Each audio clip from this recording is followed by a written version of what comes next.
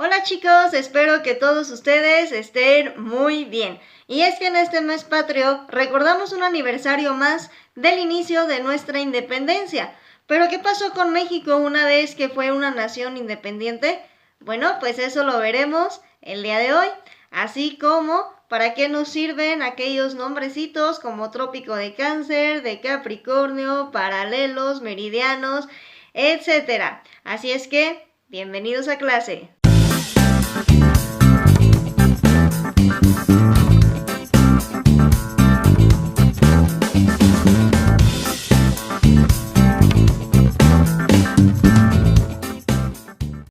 Como ya te lo había comentado en el pequeño intro del inicio de este video, hoy en la clase de historia vamos a ver qué fue de México una vez que fue independiente. Primero que nada, quiero que observes esta imagen que te presento en tu pantalla.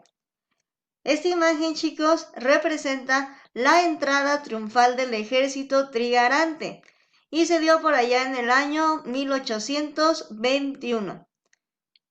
Fue justamente cuando se dio por consumada la independencia de México. Como tú te podrás dar cuenta, todos están alegres, todos están contentos y todos están unidos.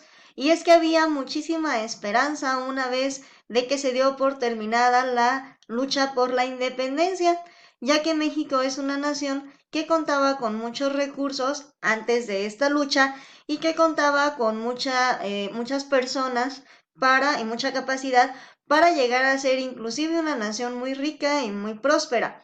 Pero lo que no contaban es que a lo mejor no estábamos tan preparados, nuestros antepasados no estaban tan preparados como para poder sobrellevar una nación. Antes de entrar de lleno a este tema, es necesario que conozcas algunos aspectos. Y estos aspectos son, tienes que saber primero que Benito proclamó su independencia de España, 1821. En este hubo numerosos conflictos, muchos hechos violentos, ¿no? Pues porque no se ponían muy de acuerdo en la forma en que iba a ser gobernado, inclusive en el nombre de nuestro país, ya que muchos querían llamarle el Anáhuac o bien México de las Américas, etcétera. Finalmente se decidió por Estados Unidos mexicanos en la Constitución de 1824. Entre 1821 y 1851, nuestro país, y esto es un dato muy interesante, tuvo más de 20 presidentes debido a estos conflictos en donde no sabían cómo gobernar o más bien no se ponían de acuerdo de cómo debía ser nuestro sistema político de la independencia en adelante. Muchos mexicanos y muchas personas en realidad creyeron que el país pronto se convertiría en una nación rica y fuerte, pero no habían contado o no contaban con que la guerra había causado muchos estragos en la sociedad y en la economía. Y es que una guerra de tantos años, aparentemente, cuando lo hablamos así, se escucha muy sencillo, pero si nos podemos a pensar, pues tuvo que haber habido muchos destrozos en las propiedades, en la economía, inclusive tuvo que haber habido muchísimas muertes, entonces era un país realmente con pocos habitantes, con poca economía y demasiado desorganizado. Esto dio cabe a muchos conflictos armados, muchos países intentaron conquistarnos, inclusive España intentó volver a conquistarnos, Estados Unidos hubo una guerra también con Francia, eso ya lo iremos viendo a lo largo de este primer bloque de historia. Por ahora vamos a ver los primeros días de México independiente. Pero antes de ver eso, es importante que tú comprendas cómo es que queda un país después de una guerra y qué consecuencias trae una guerra consigo. ¿Recuerdas que veíamos en los relatos históricos que había causas y consecuencias? Bueno, pues esto que estamos viendo es parte de un relato de la historia, de nuestra historia mexicana, en donde la causa fue esa lucha de tantos años y nuestra consecuencia es justamente esta, un país desorganizado, con baja economía, con personas que no se ponen de acuerdo en cómo gobernar y con una visión a lo mejor equivocada en donde muchos se desilusionaron. Se dieron pugnas por desacuerdos en la forma en que gobierno debía tener México, y es que muchos querían que México siguiera siendo monárquico, que fuera un imperio, y otros querían en cambio que ya se estableciera una república democrática. Hubo problemas con el exterior que dieron origen a la ocupación de puertos, invasiones, guerras con varios países y la pérdida del territorio. Como te había comentado anteriormente, el hecho de que el país se encontrara de una forma frágil hizo o dio oportunidad a muchos otros países de querer invadirlo o inclusive de quitarle territorio, como es el caso de Estados Unidos, que vamos a ver más adelante en este bloque. Hay que tener en cuenta un par de cosas, chicos. La primera es que la mayoría de la población vivía en el campo y no sabía leer ni escribir. Recordemos que el ejército de Hidalgo estaba formado en su mayoría por obreros, por mestizos, por indígenas, que no tenían acceso a la educación, que no tenían acceso a los puestos grandes, puestos de gobierno, y que solamente eran esclavos. Entonces ellos estaban acostumbrados a ser esclavos, realmente no sabían hacer otra cosa, y no porque no quisieran, sino porque no se les había dado esa oportunidad. Los caminos estaban en muy mal estado y como había muy poquita economía, empezaron a haber muchos asaltantes en ellos, por lo tanto eran muy inseguros. Y es que en este tiempo pues no había una organización ni siquiera militar, entonces era un desorden total. Y por supuesto que la economía es bancarrota, lo que también significaba, que había una debilidad del poder federal, es decir, no tenía nuestro gobierno mexicano de ese entonces, no tenía un recurso como fondo para este tipo de situaciones. Realmente México estaba cruzando por una crisis muy fea, de la cual tendrían que levantarse. Prácticamente el país empezaba desde cero a levantarse para ver cómo le hacían y para ver cómo lo sacaban adelante. Y es que imagina tan solo por un minuto cómo es un país cuando acaba de pasar por una guerra tan enorme y de tanta duración como lo fue la Guerra de Independencia. Va a haber muchos desastres naturales, económicos, materiales y sobre todo una baja escasez en la sociedad. También quiero que pongas en consideración que la mayoría de las personas que habitaban en la Nueva España y que lucharon por la independencia de México son personas que no tenían estudios, no sabían leer, no sabían escribir y mucho menos conocían la forma de gobernar un país o una nación.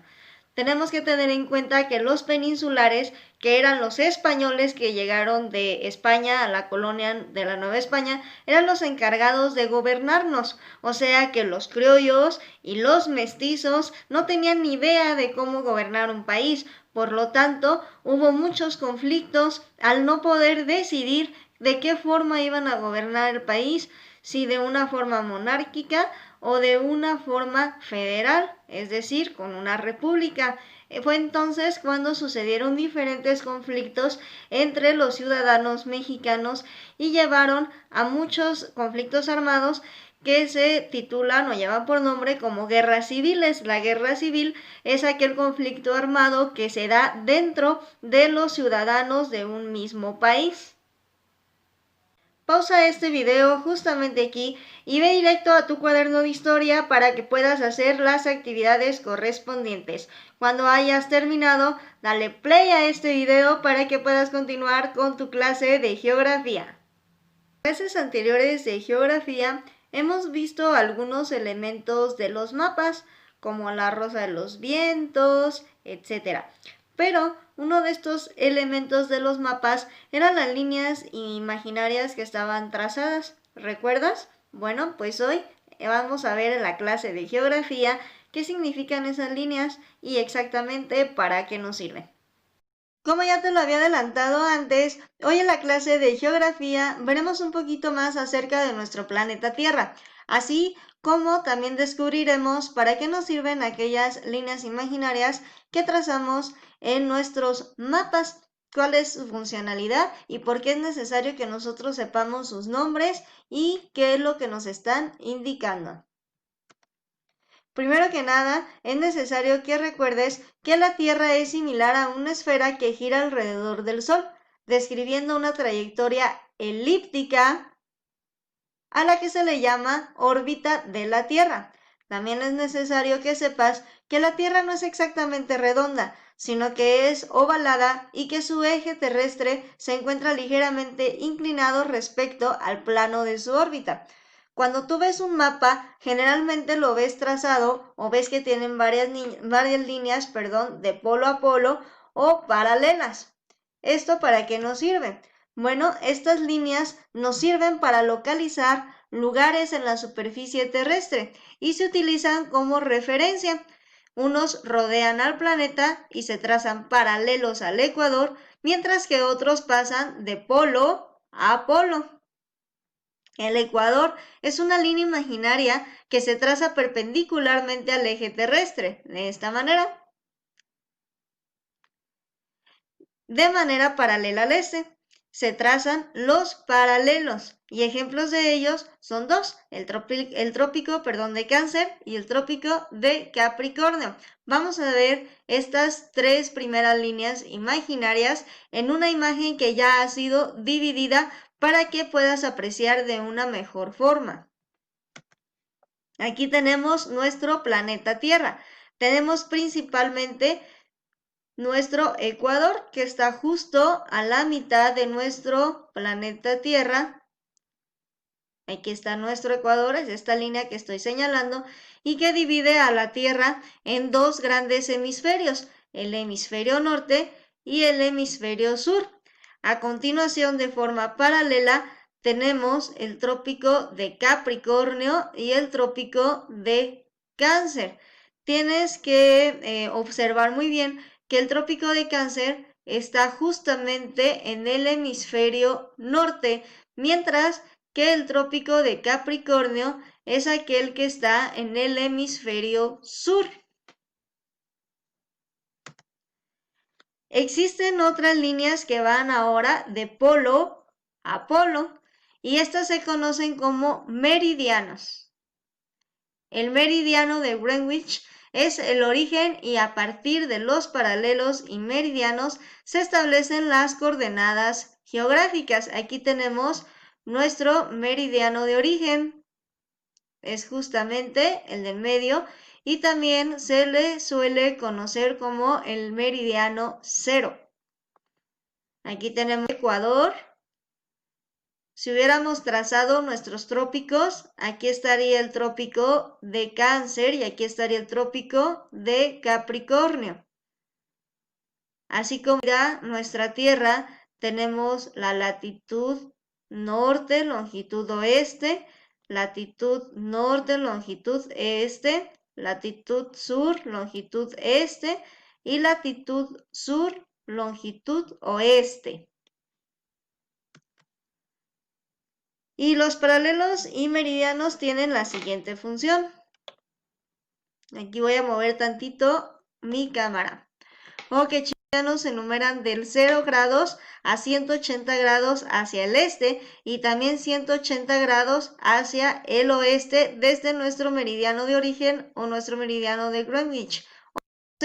Es este que estoy un poquito más gordito. Y todas estas líneas que están de polo a polo son meridianos. Aquí hacia acá hay 180 grados y de aquí hacia acá hay 180 grados. Los meridianos miden la longitud, es decir, la distancia de cualquier punto de la Tierra al meridiano principal, al meridiano de origen, que es este. ¿Ok? Y aquí te pongo un ejemplo. Por ejemplo, este puntito se encuentra en 20 grados oeste, es decir, a 20 grados al oeste del meridiano de Greenwich, meridiano cero, meridiano de origen, como le quieran llamar, y se encuentra a 40 grados de latitud norte. es decir, a 40 grados del ecuador, que es esta línea de aquí. ¿Ok, chicos? Repito, este puntito rojo se encuentra a 20 grados, aquí están los 20 grados, de longitud oeste, es decir, a 20 grados al oeste de nuestro meridiano de origen, que es este meridiano de aquí, y se encuentra a 40 grados de latitud norte, es decir, a 40 grados de nuestro ecuador, que es esta línea de aquí en medio. Aquí tenemos una imagen un poquito más desglosada, donde encontramos lo que es nuestro, aquí encontramos nuestro meridiano cero, meridiano de origen, que es este de aquí. Vean, aquí está justamente. Y tenemos unos pequeños conceptos. La latitud es la distancia desde un punto cualquiera de la Tierra al ecuador. ¿Ok? Desde aquí al ecuador, desde aquí al ecuador. Siempre, siempre la latitud va a ser de un punto cualquiera de la Tierra hasta el ecuador. Mientras que la longitud es la distancia de un punto cualquiera de la Tierra al meridiano. Es decir, de aquí a aquí o de aquí, de un punto que ustedes quieran hacia nuestro meridiano de origen o nuestro meridiano de Greenwich. ¿Ok? Bueno, aquí también tenemos otras líneas imaginarias que nos indican los polos. El círculo polar ártico. Acá abajo tenemos nuestro círculo polar antártico. Y aquí tenemos señalado nuestro trópico, perdón chicos, de Capricornio y nuestro trópico de Cáncer.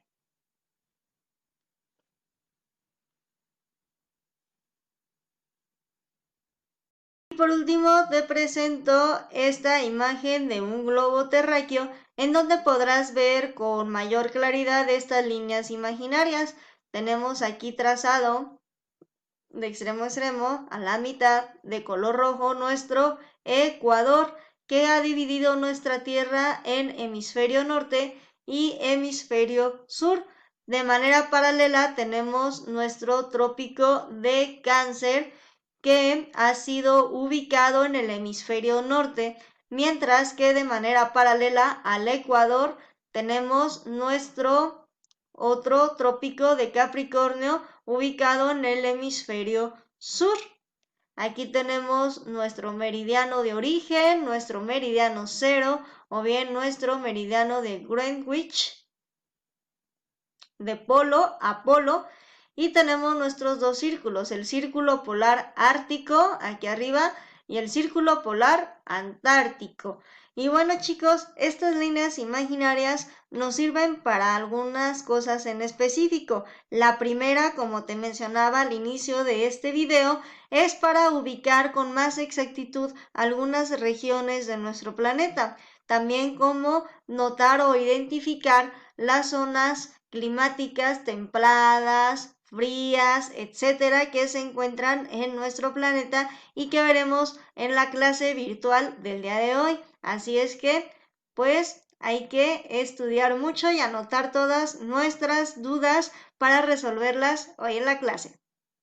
Y bueno chicos, esto ha sido todo por la clase de hoy. Espero que te haya gustado mucho, que hayas aprendido algunas cosas y que hayas recordado otras que quizá tú ya sabías. Anota todas tus dudas para que en la clase virtual del día de hoy puedas consultármelas y entonces podamos resolverlas. Espero que estén muy bien. Hasta la próxima.